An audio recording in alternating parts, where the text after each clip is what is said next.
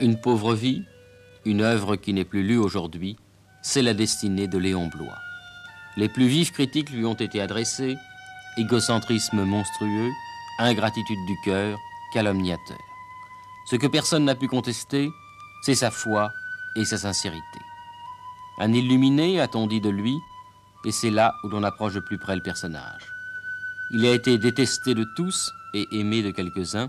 C'est à ces derniers que nous avons demandé des témoignages en sa faveur, à sa fille, Madeleine Souberbiel, professeure de musique, à son gendre, l'organiste Édouard Souberbiel, à deux amis, Georges Auric et Stanislas Fumet, un professeur qui lui a consacré de nombreux livres, Jacques Petit, un autre professeur qui l'admire, Monseigneur Baron, un évêque qui lui doit son sacerdoce.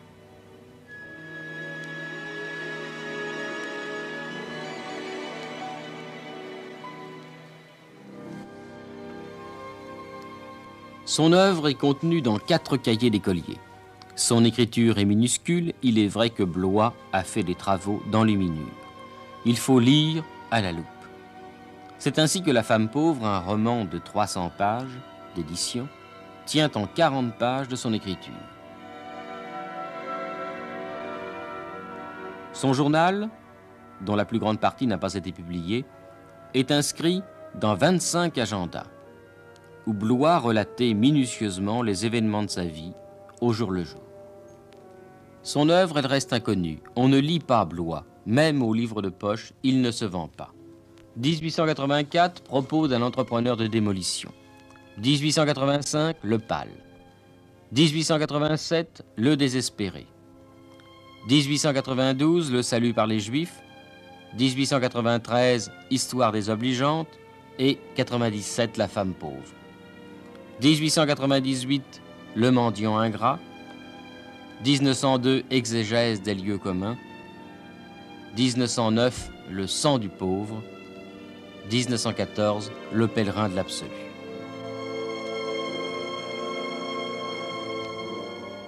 Deux époques dans la vie de Bloy, avant la rencontre avec Anne-Marie Roulet, une prostituée qu'il voulut sauver de la déchéance, après Anne-Marie Roulet, la fausse existence tranquille.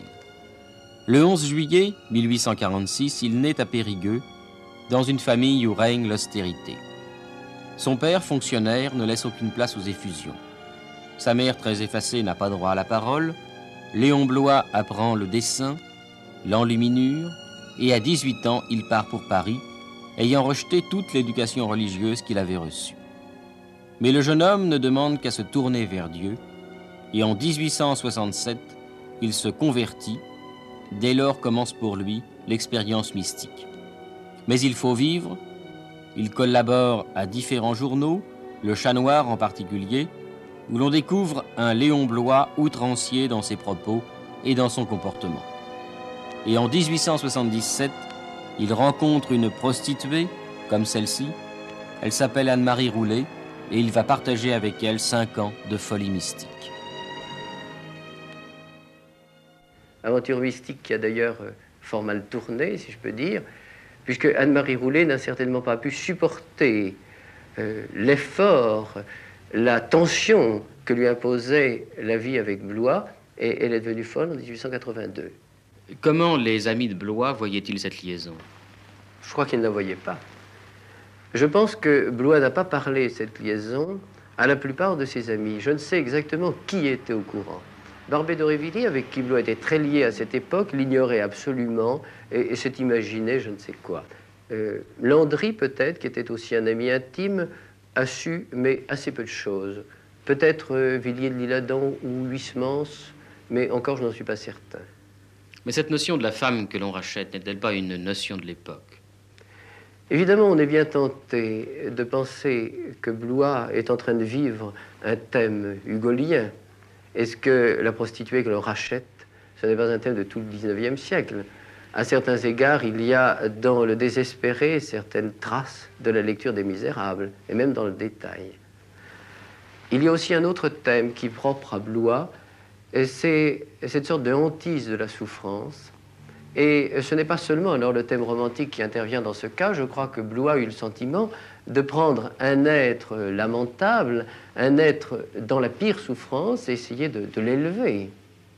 Ce qui n'est plus tout à fait le thème romantique banal de la femme repentie. Après cette vie de folie mystique, Blois se consacre à la violence. Il publie des articles fracassants, enterrant sous des insultes ses amitiés de la veille. Mais en 1889, il rencontre Jeanne Molbeck, la fille du poète danois Frédéric Molbeck. Il croit trouver la paix, les malheurs continuent. Manque d'argent, perte de ses 2 premiers enfants, André à l'âge d'1 an, Pierre à l'âge de 3 mois, Blois vit de sa plume de plus en plus mal. 1911, il se fixe à Bourg-la-Reine, où il mourra le 3 novembre 1917. La maison de Blois me paraissait un refuge contre tout ce qui est conventionnel, contre tout ce qui est faux dans le monde. On venait à lui pour prendre un bain de simplicité, un bain de vérité, dont on continuait de ressentir le bienfait quand on l'avait quitté. Ce qu'on ressentait aussi, très fortement, peut-être plus fortement encore, en sa présence, c'était sa bonté. Léon Blois était un être essentiellement aimant. Tous ses amis disent la même chose. Il ne vivait que par le cœur. Il n'avait jamais vécu que par le cœur. Je me rappelle que vers la fin de sa vie, comme les médecins lui disaient qu'il avait le cœur fatigué, il écrivait à l'un des miens: « Il paraît que j'ai abusé de cet organe. » Et il disait bien vrai.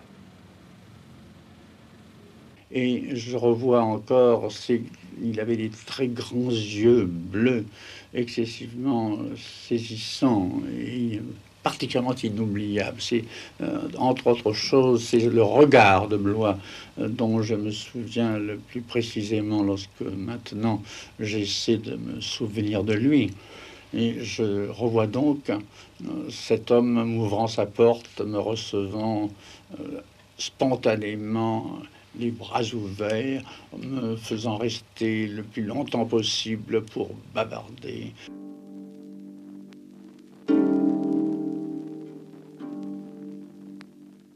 Léon Blois s'est dit lui-même soldat de l'absolu. Quel est cet absolu de Blois? Oh, c'est extrêmement simple. Pour Blois, l'absolu, c'est de partir de Dieu et d'aller à Dieu. Il est parfaitement simple. Et il disait d'ailleurs, d'une manière humoristique, que tout autre voyage que celui-là était idiot. Cet homme aurait pu devenir un Louis Veuillot. Son intransigeance l'en a empêché, et il n'a pu se tourner d'aucun côté, même pas de celui des catholiques. Blois, ayant décidé de ne jamais écrire une ligne dont il n'est pas à rougir devant Dieu, a refusé à des directeurs de journaux qui pensaient utiliser son talent pour attaquer, pour écraser des adversaires. Jamais, jamais. Il n'a accepté de trahir. Et il a préféré mourir de faim, c'est le mot, mendier, plutôt que de s'avilir à servir un parti quel qu'il fût. Et c'est ainsi que Blois, journaliste, n'a pu s'accommoder d'aucun journal et a dû vivre sans argent.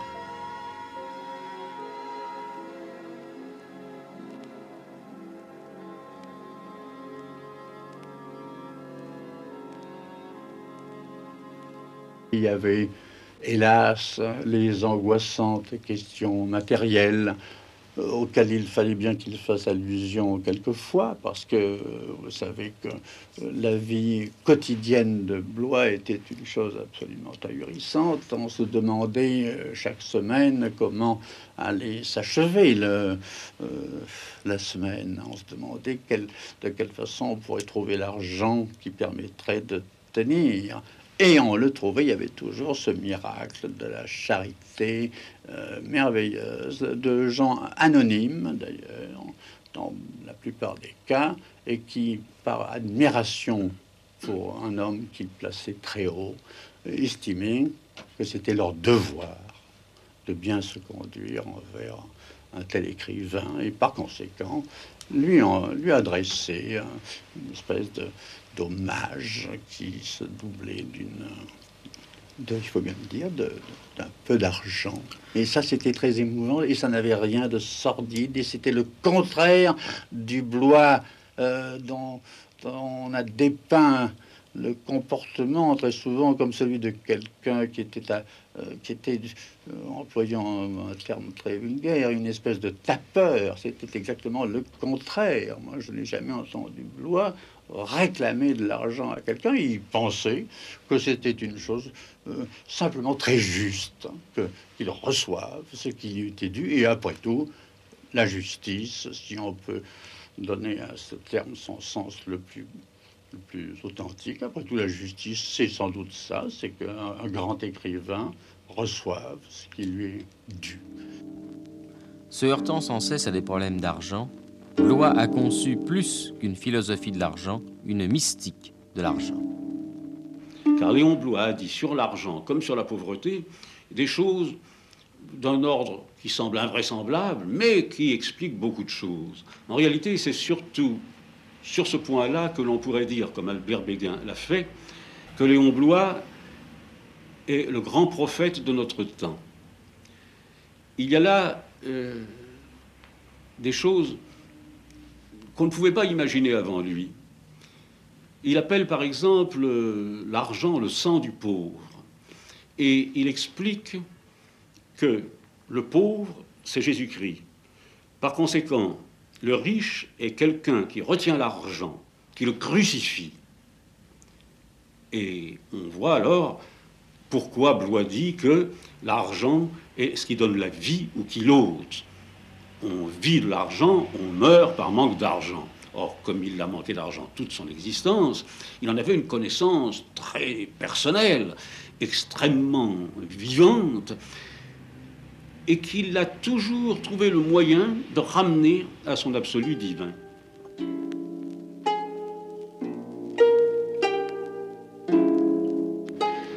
Monseigneur Baron, dans un numéro de la Table Ronde, vous avez écrit, à l'occasion du cinquantenaire de la mort de Léon Blois, que son influence avait transformé votre existence de fond en comble, au point que vous étiez devenu prêtre.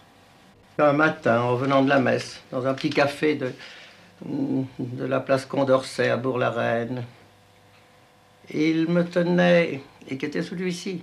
Il me disait, mon cher André, je ne suis pas un auteur pieux. J'écris pour la canaille. Je la prends du milieu de la rue et je la jette sur le seuil de l'église, puis ce sont les saints qui le conduisent à l'intérieur. Vous étiez donc de la canaille.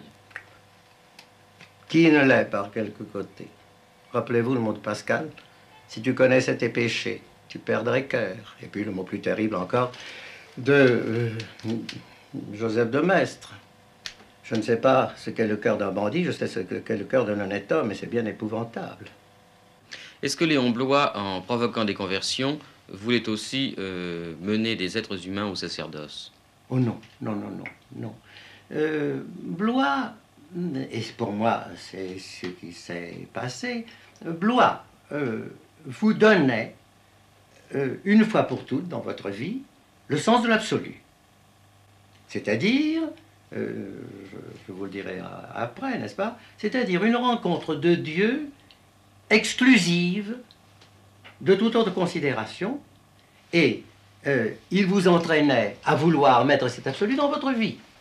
De sorte que, pour moi, la première réaction, ça a été de chercher comment ma vie pourrait répondre à cet appel.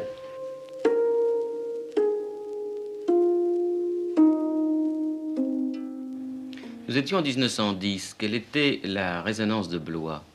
Oh, en 1910, très peu de gens connaissaient Blois. Il faut dire que depuis 1885, le roi de la presse d'alors, Mermex, avait décrété une consigne du silence qu'on a observée, je dirais, très religieusement.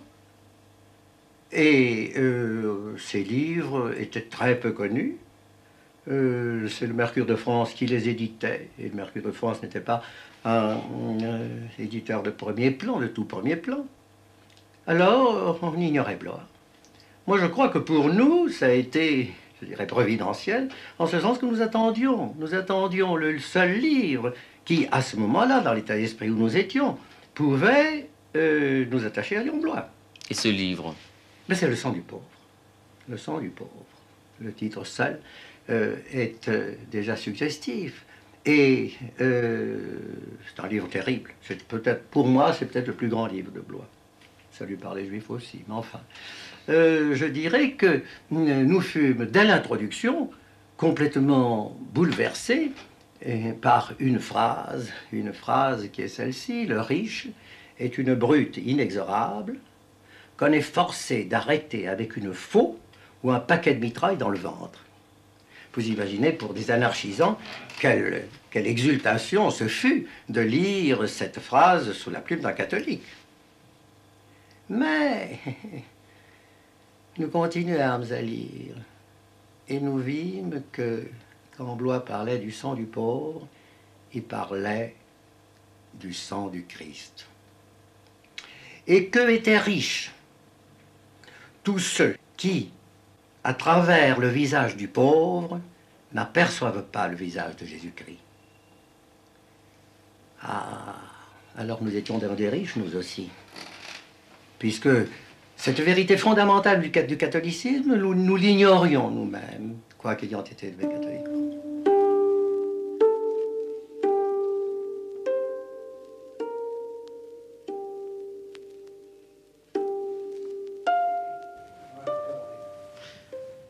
On a rarement vu un auteur attaquer avec autant de virulence ses concitoyens. Et on peut se demander si Blois n'a pas eu beaucoup de procès. Détrompez-vous. En fait, tout le monde l'ignorait. Il disait lui-même qu'on voulait l'exterminer par une universelle campagne de silence. En réalité, ce qu'il y a d'étonnant, c'est que, par exemple, dans un livre, dans une publication comme Le Pal, où l'on trouve à chaque ligne matière à procès, attaque virulente contre ses ennemis, ses anciens amis, eh bien, à ma connaissance, et je ne crois pas me tromper, Blois n'a eu qu'un seul procès. Quel fut ce procès? Cet unique procès de Léon Blois? Il fit les beaux jours de la chronique parisienne. Un journal fort connu, le Chat Noir, avait l'habitude de choisir un secrétaire de direction imaginaire. Et cette fois-ci, ils avaient choisi un personnage à la fois mystique et grotesque, Joséphin Péladan, qui se faisait appeler le Sar, grand maître des Rose-Croix, auteur d'un livre, Le Vice suprême, et qui avait tout simplement excommunié le pape. L'article était intitulé « Péladan, derrière éprouvé ». Le mage, qui avait l'habitude de faire des procès, puis d'ailleurs de tous les perdre, poursuivit bien entendu Salis, directeur du Chat Noir, en justice. La fois suivante, il était écrit sur le Chat Noir, Péladan, derrière récalcitrant. Les journaux ouvrirent largement leurs colonnes à cette polémique. Le Sar, dans une lettre sur papier safran, ornée d'une couronne étoilée à la mode persique, écrivit des paroles vengeresses contre Salis, directeur du Chat Noir, le traita de limonadier et attaqua Léon Blois, qui l'accusa d'avoir empêché Barbet d'Aurevilly, sur son lit de mort, de recevoir les derniers sacrements. Léon Blois, à son tour, entra en lice, écrivit un article vengeur contre le Sar. Il disait notamment « Cet esprit est si mal fixé qu'il faudrait lui inculquer les notions par derrière comme un lavement ». Et il expliquait qu'il avait évincé Péladan de la chambre mortuaire de Barbey d'Aurevilly. Il employait même le terme ce chacal en veston violet. Ce fut un tollé général. D'autres entrèrent en lice, notamment François Copé, qui vint à la rescousse de Léon Bloy. C'était le premier procès de Bloy. Il alla chercher un avocat au barreau de Moscou. Il choisit en effet comme défenseur le prince Ourouzov, et Ourouzov, qui parlait couramment le français, qui avait consacré une partie de sa vie à écrire un livre sur Flaubert, vint gracieusement assister Léon Bloy à l'occasion du procès qui eut lieu le 22 octobre 1891. Ourouzov avait dit à son client et ami que s'il s'en tirait avec une simple amende, ce serait un merveilleux succès. Et certains journaux avaient même prédit l'emprisonnement de Léon Bloy. En fait, à l'étonnement général, le Sar ne s'étant pas présenté, ayant fait plaider son avocat, à l'époque un député boulangiste, eh bien Léon Bloy fut acquitté. Et le lendemain, il écrivait dans La France un article vengeur contre sa victime bafouée. Il disait « Faites cesser ce bruit. Non, ce n'est pas vrai. Je ne suis pas assez ignoble pour avoir fait cela. Non, je n'ai pas choisi l'avocat de mon adversaire. » Alors, lorsque, dans un article vengeur condamnant l'acquittement de Madame Clovis Hugues, Bloy qualifie le juré de 12 bourgeois apeurés qui ont rendu sous eux le monstrueux verdict de non-culpabilité, que risquait Bloy? Là, c'est une diffamation grave et il risquait, à cette époque, la cour d'assises. Mais, d'une façon pour le moins paradoxale, la cour d'assises, cette juridiction solennelle que l'on voit normalement fonctionner dans des cas très graves, était, selon les journalistes notamment, le garant suprême de la liberté de la presse, parce que la cour d'assises comportait un jury qui était le symbole des lecteurs et qui, par conséquent, créait une espèce de paravent contre les réglementations et les pressions que le pouvoir pouvait essayer de faire réapparaître. Alors, il aurait risqué la cour d'assises, c'est-à-dire pas grand-chose, parce que la cour d'assises rendait fort bien la confiance que lui faisaient les journalistes, et la cour d'assises était le théâtre de l'apologie des diffamateurs. Elle l'acquittait, n'ayant pas à motiver ses décisions à peu près tout le monde. Elle a duré longtemps, jusqu'en 1944, où l'on a d'une façon uniforme décidé que tous les délits de diffamation et d'injure étaient soumis au tribunal correctionnel. Quand Bloy s'en prenait à Victor Hugo, une idole de 83 ans, que risquait-il? À l'époque, il risquait la première fois une amende et le franc symbolique de dommages-intérêts qui s'est beaucoup transformé aujourd'hui. On condamne par millions d'anciens francs dans les affaires de diffamation, ce qui crée des problèmes aux journaux, disons, porteurs de germes. Tant qu'il disait du mal des pièces de Victor Hugo, d'Hernani, on ne pouvait rien lui dire. Mais j'ai relevé dans le livre une attaque très personnelle qui, elle, aurait été indiscutablement sanctionnée par un tribunal lorsqu'il dit, ce n'est dans le PAL, ce lama imbécile dont personne n'ignore la pitoyable sénilité intellectuelle, la sordide avarice, le monstrueux égoïsme et la parfaite hypocrisie comme grand-père et comme citoyen. Bien, voilà un condensé de diffamation et d'injures. La part est difficile à faire d'ailleurs dans ce texte, qui, à coup sûr, si l'idole de l'époque, je ne pense pas que c'était dans ses intentions, il ignorait Bloy comme les autres, avait voulu poursuivre, aurait entraîné à coup sûr une condamnation. Maître, je vous remercie pour toutes ces précisions. J'en ajouterai une qui vous concerne, si vous le permettez. reproduisant tous ces textes, il faut le dire, diffamatoires et injurieux, avec un certain plaisir. Je vous ferai remarquer que vous les avez reproduits également. Eh bien, disons que je suis dans le même cas que vous. Eh bien, vous et moi, nous tombons sous le coup de la diffamation envers la mémoire des morts. Eh bien, nous plaiderons. Les jugements de Léon Bloy déroutent. Les jugements de Léon Bloy déroutent parce que il faut, avec lui, se placer à son point de vue. Alors, ces jugements, il les puisait dans sa foi et pas du tout dans son observation. Il parle très souvent d'écrivains, ses confrères, qu'il n'a même pas connus, qu'il n'a même pas rencontrés, qu'il n'a peut-être pas lus. Et ces jugements sont affreusement tranchants.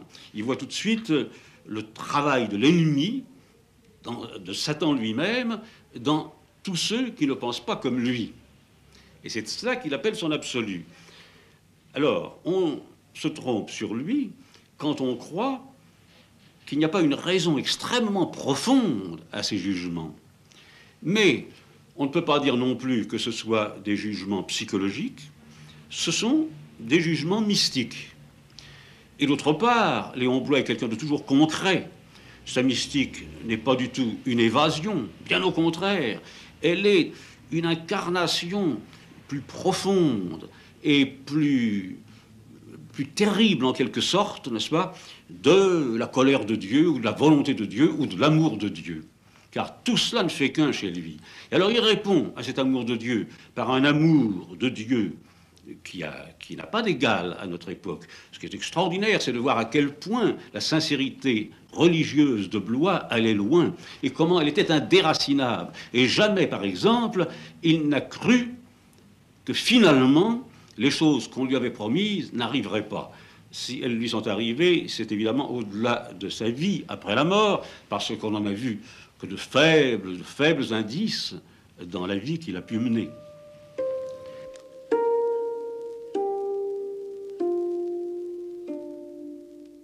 Le style de Léon Bloy déconcerte. Oui, il déconcerte et il en avait tout à fait conscience. Dans Le Désespéré, il écrit en parlant de lui-même: il faisait rouler sur les têtes des quadriges de Mardi Gras et des tombereaux de tonnerre. Il avait l'attendrissement sarcastique et l'engueulement solennel. Le mot abject, dont l'usage lui fut reproché si souvent, il avait une manière de le clamer comme s'il eût été à lui seul une multitude, et ce mot devenait sublime autant que l'imprécation désespérée de tout un peuple. Je crois que ce que Bloy note ici, c'est à la fois le contraste et la violence. S'il n'y avait que la violence, je crois qu'il nous déconcerterait moins, car nous en avons l'habitude et c'est assez dans le goût de notre époque. Mais il y a un contraste entre la violence et une certaine recherche qui vient du XIXe siècle et qui, dans une certaine mesure, fait que Léon Bloy pratique le style artiste. Mais le style de Léon Bloy a évolué. Je ne dirais pas qu'il a évolué, je dirais qu'il l'a découvert. Léon Bloy a commencé à écrire pour être publié dans l'Univers, c'est-à-dire dans le journal de Veuillot. Et il avait à cette époque pensé écrire dans un style assez calme et assez raisonnable. Son passage à l'Univers a été très rapide, 4 articles. Et la première occasion qui lui a été donnée ensuite d'écrire a été Le Chat Noir. Alors, Le Chat Noir était un petit journal dans lequel on recherchait le scandale, la violence, l'amusement. Et dans une certaine mesure, c'est là que Léon Bloy a appris à écrire. Et il a appris à écrire aussi un peu avec Barbey d'Aurevilly. Un de ses premiers textes, qui s'appelle La Méduse Astruc, avait été écrit sur un buste de Barbey d'Aurevilly. Et Barbey d'Aurevilly a corrigé, on possède la lettre où Barbey corrige le texte de Bloy et lui explique justement qu'il ne faut pas être constamment noble, constamment solennel, mais qu'il faut savoir rire et, lui dit-il, couper la queue à vos phrases. Et je pense que Le Chat Noir a aidé, dans ce cas, a aidé Bloy à découvrir précisément qu'il pouvait y avoir dans la violence et dans la solennité quelque chose de plus simple, voire de plus vulgaire, quand il dit lui-même l'engueulement solennel. Je crois qu'on ne peut pas aborder Bloy n'importe comment, et surtout par n'importe quel ouvrage. Il me semble pour ma part que le mieux serait de commencer par ou bien les histoires désobligeantes ou Sueur de sang plutôt, qui sont des contes assez courts, qui laisse peut-être au lecteur plus de possibilités de s'insérer dans cet univers, et poursuivre ensuite avec La femme pauvre, qui est un roman, encore que Blois ne soit pas tout à fait un romancier, mais qui est un roman dans lequel on peut pénétrer plus facilement. Et le désespéré? Le désespéré est plus difficile parce qu'il y a des allusions extrêmement nombreuses à toute l'époque littéraire.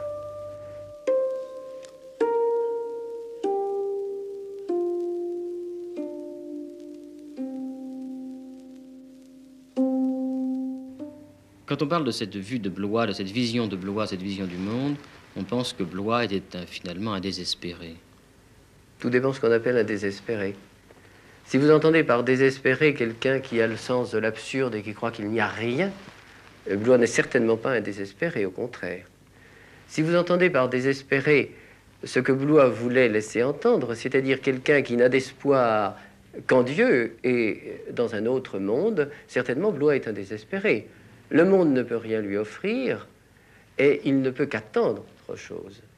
Si bien que un désespéré, ça n'est pas tout à fait une antiphrase, mais Blois avait aussi adopté à un certain moment comme devise un texte latin qui veut dire à peu près « j'ai passé ma vie à espérer », et dans un des derniers textes qu'il a écrit, il a dit « j'ai passé ma vie à attendre le royaume de Dieu, attendre la fin du monde, attendre l'Apocalypse, car c'est cela qui aurait satisfait le mieux, je crois, la violence intérieure de Blois. » Ce n'est donc pas un désespéré, au contraire, c'est quelqu'un qui est plein d'espoir, mais d'un espoir tellement inconciliable avec le monde où il vit, qu'il apparaît nécessairement comme une absence d'espoir. Je n'ai pas assisté à ces derniers moments. C'est Georges Auric qui est venu m'annoncer sa mort. Mais j'ai eu le privilège de vivre près de lui pendant ces derniers jours. Au cours de sa vie, il avait plusieurs fois demandé à sa femme que le jour où elle le verrait en danger de mourir, elle lui rappelle ces paroles de l'aveugle-né à Jésus. « Seigneur, faites que je vois. Domine, fac ut videam. » Quelques jours avant sa mort, dans cette petite salle à manger pour la reine, il était sur sa chaise, Madame Léon Blois debout devant lui, et moi-même à côté. Nous étions seuls.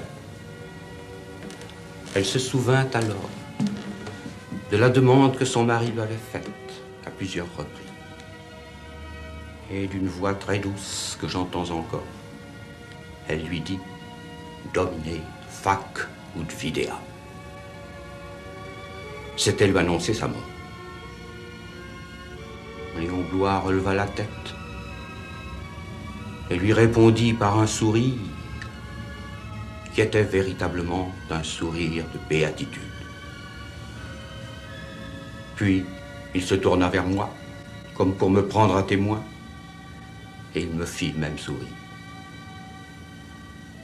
Quelques instants plus tard, Madame Léon Blois me disait « Je sais maintenant que la mort est imminente, car le sourire que je viens de voir n'est pas de ce monde. »